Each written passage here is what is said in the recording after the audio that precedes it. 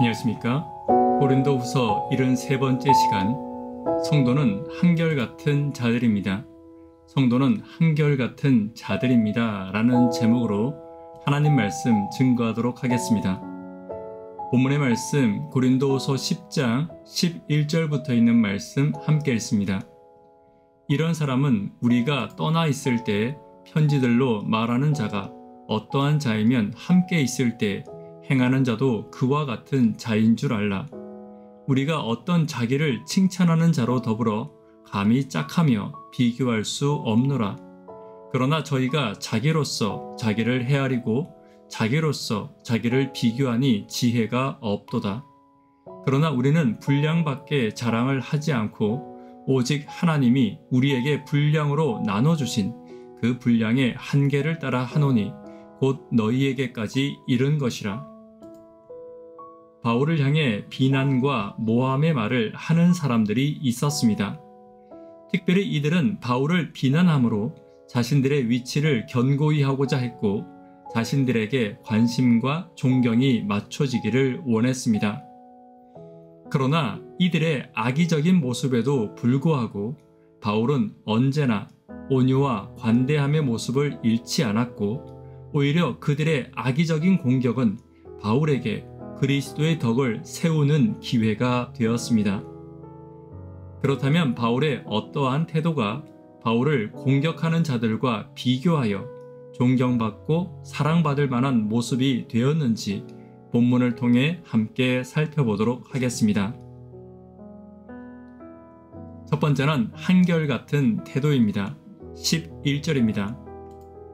이런 사람은 우리가 떠나 있을 때에 편지들로 말하는 자가 어떠한 자이면 함께 있을 때 행하는 자도 그와 같은 자인 줄 알라. 바울이 받은 공격 중 10장에서 가장 많이 언급되고 있는 것은 바울이 이중적인 모습을 가지고 있다는 것이었습니다. 바울이 떨어져 편지할 때와 가까이 있을 때 성도들을 대하는 태도가 다르다는 것입니다. 그러나 바울은 한 번도 이중적인 태도를 가진 적이 없었습니다. 오히려 이러한 이중적 태도는 비난하는 그들이 가지고 있었던 것입니다. 바울을 모함하는 그들이 말하는 것은 그들이 행동하는 것과 전혀 달랐습니다.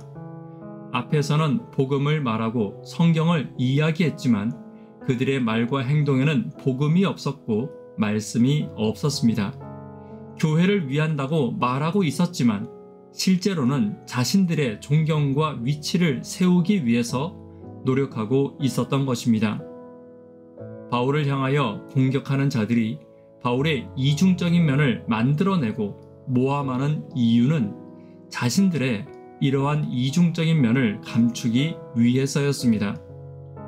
이러한 모함하는 자들에게 보여준 바울의 태도는 한결같은 온유와 관용이었습니다. 오늘도 교회 안에 같은 사람들이 있을 수 있습니다. 그러나 그리스도인은 한결같은 태도를 잃지 않아야 합니다. 그리스도인으로 가지고 있어야 할 마땅히 예수님을 닮은 온유와 관용의 태도를 잃지 않을 때 하나님께 영광이 되며 내가 전하는 복음의 빛을 가리지 않게 됨을 잊지 않는 저와 여러분 되기를 간절히 바랍니다. 두 번째는 자신을 칭찬하는 일을 버려야 합니다. 12절입니다.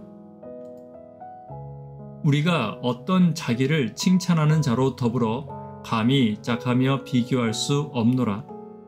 그러나 저희가 자기로서 자기를 헤아리고 자기로서 자기를 비교하니 지혜가 없도다. 바울은 자신을 적대시하는 자들을 향하여 자기 자신을 칭찬하는 자들로 규정하고 있습니다. 이들은 자신들이 바울보다 나은 자들임을 주장하기 위해 교회에서 받은 직분의 우월성을 강조했습니다. 또한 자신들의 지혜를 자랑했고 자신들의 언변을 자랑했습니다. 그리고 바울의 외모까지 비하하고 있었습니다. 초대교회와 관련된 문헌들을 보면 바울의 외모는 일반적이지 않았고 호감 가는 외모는 아니었음을 우리는 알 수 있습니다. 그러나 이러한 인간적인 기준을 바울은 오래전에 하찮은 것으로 버렸습니다. 자신을 칭찬하는 것이 필요할 때도 있을 것입니다. 그런데 대부분의 경우 자신을 향한 칭찬만큼 자신을 초라하게 하는 것은 없습니다. 내가 나를 칭찬해야 할 만큼 받을 칭찬이 없다는 것을 스스로 인정하는 것이기 때문입니다. 바울은 오직 하나님께서 자신을 인정하시고 칭찬하시기를 바랬습니다. 자신이 이룬 일과 자신이 가진 지식과 지혜를 자랑하기보다는 오직 하나님만 높임을 받으시기를 원했던 것입니다. 이러한 바울의 태도는 바울을 공격하는 자들과 비교할 만했으며 시간이 지남에 따라 자신을 칭찬하는 자들의 교만과 바울의 겸손은 성도들에게 눈에 띄는 비교가 되었습니다. 오늘 성도들을 감동시키는 것은 스스로를 칭찬하는 교만이 아닌 예수님을 닮은 겸손임을 다시 한번 기억하는 저와 여러분 되기를 간절히 바랍니다. 세 번째는 하나님과 함께 가야 합니다. 13절입니다. 그러나 우리는 분량밖에 자랑을 하지 않고 오직 하나님이 우리에게 분량으로 나눠주신 그 분량의 한계를 따라 하노니 곧 너희에게까지 이른 것이라. 3절의 한계라는 것은 길이를 재는 줄이나 막대기를 의미합니다. 즉 규범이나 표준을 나타내기도 하고 일정하고 한정된 영역을 나타내는 말입니다. 바울은 항상 하나님께서 말씀하신 것을 넘어서지 않았습니다. 하나님께서 가라고 하신 영역을 넘지 않았다는 것입니다. 사람을 스스로 판단하지 않았습니다. 환경을 스스로 판단하지 않았습니다.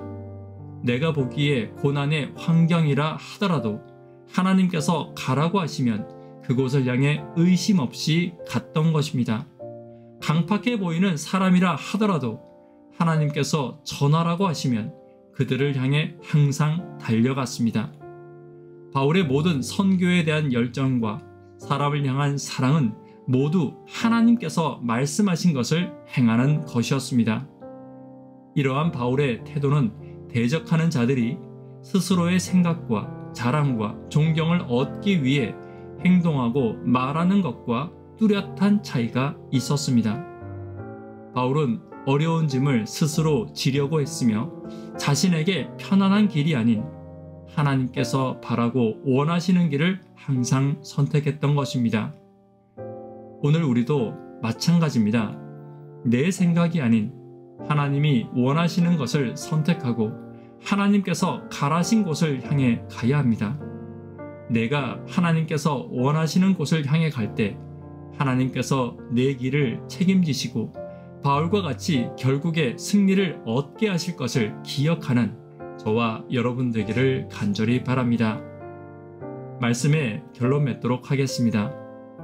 바울의 어떠한 태도가 바울을 비난하는 자들과 성도들에게 비교되어 감동을 주었는지 함께 살펴보았습니다. 한결같은 온유와 관용의 태도입니다. 자신이 칭찬받기를 멀리하는 태도입니다. 하나님과 항상 동행하며 하나님보다 결코 앞서지 않는 태도였음을 기억하는 저와 여러분 되기를 간절히 바랍니다. 기도 제목 함께 나누도록 하겠습니다. 구독자분들을 위해 기도 부탁드립니다. 하루 10분 하나님과 동역하기를 결코 멈추지 않으시기를 부탁드립니다. 청년, 학생, 어린이를 위해 간절히 기도 부탁드립니다. 사람을 감동시키는 한결같은 태도와 자신을 자랑하지 않는 태도와 하나님보다 결코 앞서지 않는 동행하는 태도를 가지는 내가 되기를 위해 기도 부탁드립니다. 이 시간 개인적으로 기도하도록 하겠습니다. 감사합니다.